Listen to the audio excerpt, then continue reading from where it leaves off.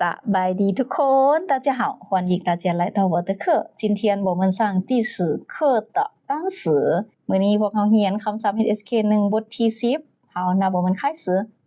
看书อ่านหนังสือ看书อ่านหนังสือ坐นั่ง坐นั่ง桌子โต๊ะ桌子โต๊ะ电脑คอมพิวเตอร์电脑คอมพิวเตอร์爸爸พอ爸爸พอ和และ和และ妈妈แม่妈妈แม่桌子上ถึงโต๊ะ桌子上ถึงโต๊ะ有什么มีหยัง有什么มีหยัง一个หนึ่งอัน一个หนึ่งอัน一本书ปึ้มหนึ่งหัว一本书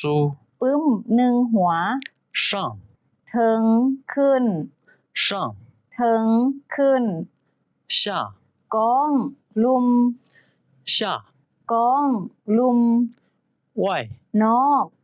外นอก里ไหน里ไหน前หน้า前หน้า后หลัง后หลัง左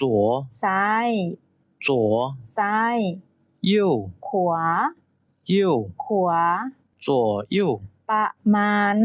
左右ประมาณ请喝茶เซินดื่มซา请喝茶เซินดื่มซา请坐เซินนั่ง请坐เซินนั่ง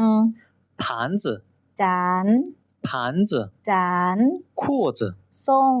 裤子ส่ง爷爷พอตู้爷爷พอตู้奶奶แม่ตู้奶奶แม่ตู้哥哥อาย 哥哥อาย姐姐เอื้อย姐姐เอื้อย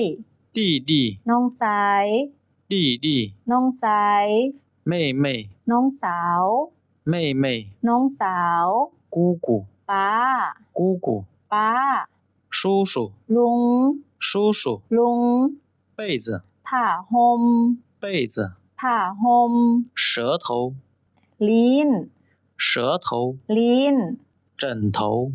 หมอน枕头หมอน石头ก้อนหิน石头ก้อนหิน木头ทอนไม้木头ทอนไม้前头ด้านหน้า前头ด้านหน้า后头ด้านหลัง后头ด้านหลัง里头ด้านใน里头ด้านใน外头ด้านนอก外头ด้านนอก好的下一个是品鉴好拜拜